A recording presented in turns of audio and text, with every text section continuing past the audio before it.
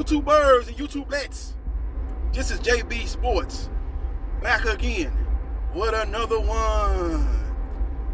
Undisputed super middleweight champion, Canelo Alvarez, who's #1 pound for pound fighters in many boxing circles. Yours truly has him #2 on my pound for pound list, right behind Terrence Bud Crawford, right above Errol Spence Jr.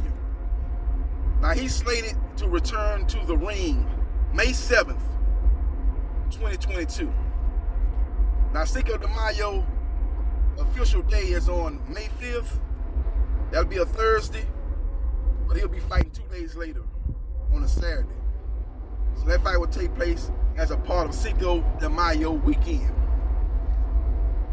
Now, contrary to a report saying that he's going to be moving up to cruiserweight to take on WBC champion Ilunga Makabu. That's not happening. That fight will not take place. It was a fight that his trainer, Eddie Reynoso, petitioned the WBC at their convention to make happen. And a lot of people thought it was a foregone conclusion that that fight would take place. But I'm here to tell you that that's not going to be Canelo Alvarez's next fight. #1, Makabu has a mandatory defense that's going to take place over there in South Africa. Now, South Africa is the key word of this video. It's the reason why this fight's not going to happen. You know that new variant, Omicron? You know where that variant was born at? In South Africa. And right now, the United States is not letting any people from South Africa, any part of that region, fly over here. It's a ban from citizens or even non-citizens that are attempting to travel from South Africa or regions over there in that area. They're not allowed to travel here in the United States right now. Now, could that change? Yeah, it could change. Things can change, but right now, that variant is very, very explosive. It's a more transmittable variant than the one that was previously before the Delta, and even more transferable than the original COVID-19. With all that being said, that fight's not happening. Another reason why it ain't happening is Makabu's promoter is Don King. Don King used to be the biggest promoter in boxing, him and Bob Arum. But he was the head guy as far as boxing promoter. He was the most well-known boxing promoter. Promoted Muhammad Ali, George Foreman, Joe Frazier, Roberto Duran. Those are some of the bigger names, but he's promoted a lot of top fighters in the sport of boxing. But he's pretty much been on the outs. He ain't adjusted to the times of boxing, but he still has a couple of fighters, and he was hard to deal with when he was on top of the game of boxing. Now that he's not one of the top promoters in the sport of boxing right now, he's extremely more difficult to deal with because he's looking to always look for that last splash, looking to squeeze blood out that last turnip. And he's going to try to maximize and take advantage of any situation to try to get himself back to the forefront of the sport of boxing. But all that being said, Canelo Alvarez versus Ilunga Makabu is not happening. It's not next. Reynoso tried to make it happen, but due to circumstances beyond his control, the fight will not happen next for his protege, Canelo Alvarez. Now, this is what I'm hearing that could be in line for Canelo Alvarez's next fight. His fight is going to depend on who he's going to be working with, what network, what platform he's going to be working with.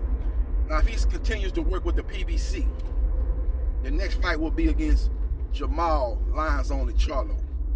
Now, Charlo is the WBC middleweight champion. He will move up to 168 to make that fight happen. That will be the fight if he works with the PBC. And I believe that's the #1 fight. That's the most probable fight to happen for Canelo Alvarez's next, especially if it's with the PBC. I would say that. I would say Jamal Charlo is the front runner for Canelo Alvarez's next fight in May. Now, if he goes back to the zone and works with Matchroom Boxing and Eddie Hearn, the P. Diddy of boxing promoters, always in the video. You know, you've been hearing him make recent comments saying that Canelo Alvarez is already cleaning up the super middleweight division. He needs to go up to the light heavyweight division and clean that up. You know, he can fight Bivol first, who, by the way, is promoted by Matchroom Boxing and Eddie Hearn. Then he can fight Joe Smith Jr. next.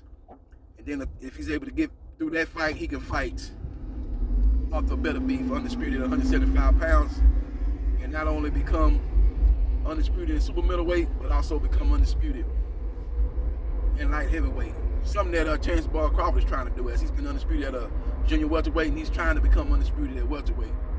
You know, that's kind of stuff that's a legacy-defining type of achievements for an individual fighter. You know, that's the type of stuff that put you, you know, when they talk about the top 25 or top 30 fighters of all time, that's the type of stuff you can do if you continue to do other things, can put you in the discussions for up there with the all-time greats. You got a lot of fighters in the Hall of Fame, like Arturo Gatti and, you know, Miguel Cotto. Those are good fighters, but when you talk about the all-time greats, the Muhammad Ali's, the Sugar Ray Robinson, the Joe Louis, the Jack Johnsons, the Jack Dempseys, you know, those guys that are on that caliber, the Floyd Mayweather Juniors, those are the elites of the elites. And when you're trying to become undisputed in multiple divisions, you know, a lot of those fighters that I just mentioned haven't even accomplished those things. And that's going to be another feather in those guys' caps. With all that being said, if he stays with the zone and Matchroom Boxing, those are his options. In all likelihood, his fight would be against Dimitri Bivol. That would be the first fight if he goes to 175. Dimitri Bivol would definitely be the first fight. Now, if he goes to Bob Arum, a.k.a. the Barfather, the Quincy Jones of boxing promoters, and works with Top Rank Boxing and ESPN, then you will see him fight Arthur Beterbiev. That would be the first fight if he wants to work with ESPN and Top Rank Boxing. Now maybe they say, okay, we ain't gonna throw you into Beterbiev in the first fight at 175. We'll offer you a 2-fight deal. You fight Joe Smith Jr. first. You beat him, and then you fight Arthur Beterbiev second. Now, Top Rank Boxing could offer that because they promote both fighters. That could be something that they could offer. Instead of going straight into the Arthur Beterbiev fight, they could offer him Joe Smith Jr. first and then Arthur Beterbiev second. So we will see what happens. We will see what transpires. I think it's more likely that Triple G is going to fight Jamal Charlo or Dimitri Bivol. I think those are the top 2 fighters. I say that Jamal Charlo is the leader in the clubhouse. Follow closely behind him is Dimitri Bivol. I think Arthur Beterbiev is a distant third. I think he's a dark horse candidate, but I think he's a distant third as far as the next fight for Canelo Alvarez. I think Canelo Alvarez and his team, they're going to try to pull a Triple G on Arthur Beterbiev. They're going to try to age him out. A lot of people was like, oh man, he slowed down, man. He didn't look the same against Marcus Brown. You heard Andre Ward come out there and say, oh man, Canelo Alvarez might want to fight him now. I watched that fight. He looked better in that fight than he looked in the previous fight. When he fought what's the guy, Diaz, the fight before he fought Marcus Brown. I thought Arthur Beterbiev looked better in the Marcus Brown fight than he did in the Diaz fight. And I think Marcus Brown is a better fighter than the Diaz fight. I thought this was the best Arthur Beterbiev look since the Gossett fight, in my opinion. He looked good, man. You know, Arthur Beterbiev ain't no guy like Mike Tyson gonna come in there and try to get you out in the first round. He's gonna apply smart pressure. He's gonna see what you are doing. He's gonna try to slowly but surely close the distance, man, and break you down to the body and eventually get you up out of there. And that's exactly what he did with Marcus Brown. One thing I say about the Marcus Brown fight was the head clash gave him a sense of urgency, so he probably put his foot on the gas probably a couple rounds earlier. Because he worried about the referee or the doctor stopping the fight, so he had to press the issue a little earlier. But that fight was only going to go one way. The pressure was going to ultimately get to Marcus Brown. He didn't have enough power to keep Arthur Beterbiev up off of him, and he was going to get stopped sooner rather than later. Either way it go, it's just that head clash just gave Beterbiev such urgency, and he just, like I said, put his foot on the gas probably a round too early than he was going to do anyway. So, with all that being said, I didn't see the slippage or the, you know, Arthur Beterbiev being a shell of his former self. I didn't see that. Andre Ward said he saw that, but I saw a guy that was very careful because he knew he was going against a guy that was a pretty good boxer, very technically sound, had a good jab, good hook, good check hook, very good fighter. A guy that only lost one time. In the fight he lost, he probably beat himself more than the opponent beat him. That's the fight against the guy from Canada. Jean Pascal. You know, well, if it wasn't for the knockdowns, he won more rounds than Gene Pascal. It was just them knockdowns. He got caught staying in close range too long. He should have got his combination shots off and got out of there, in and out. But he was throwing two or three combinations staying there. And he got countered, and that's how he got dropped in that fight with Gene Pascal. With all that being said, the guy came in there with a 24-1 record.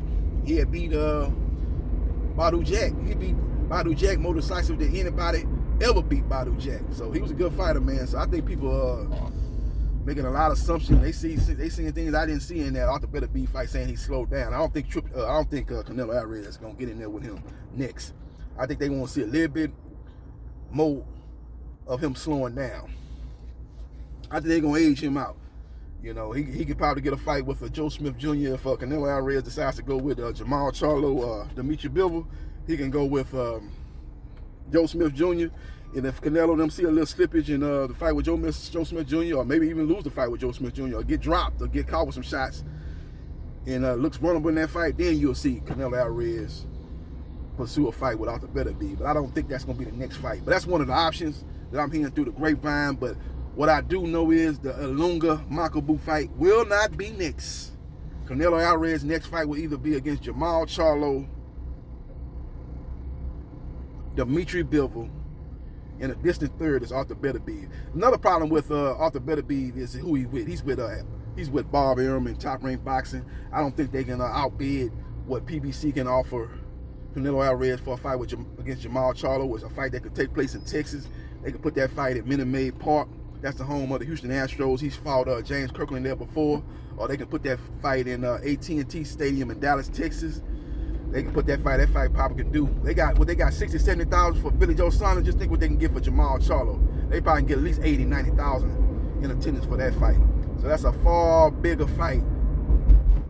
And that fight can potentially earn way more, 2-3 times more than Arthur Better B fight. So Bob Arum is a guy that don't like throwing away no money. Just ask Terrence Bud Crawford. He's been crying about losing money with Terrence Crawford for a little while now. Talking about the money he lost in the Terrence Crawford fight. He could have built a mansion in Beverly Hills.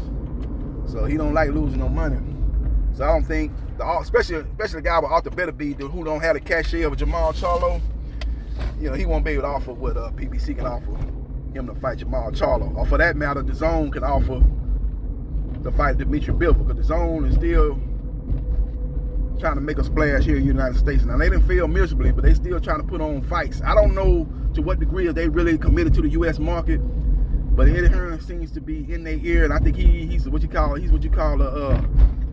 used car salesman. He's a used car salesman. He know how to talk a nun out her clothes. You know what I'm saying?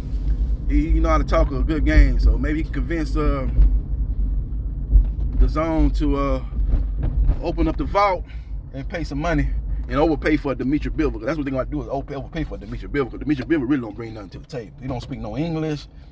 He don't really have a fan-friendly style. He's got like one gear. It would just have to be the Zone just open up the vault, man, and doing what Eddie Hearn wants him to do, which could be the case. So we will see what happens, and we will see what transpires. Let me know your thoughts about Canelo Alvarez next opponent not being Ilunga Makabu. It will either be Jamal Charlo, Dimitri Bivol, or Arthur Better B. Let me know your thoughts on who you think he should fight next May 7th, 2022. Let me know, and subscribe and hit the like button if you like the content of this video. Follow me on Twitter, JBsports 3303, and subscribe to JB Sports, the man, the myth, the legend, and I holla.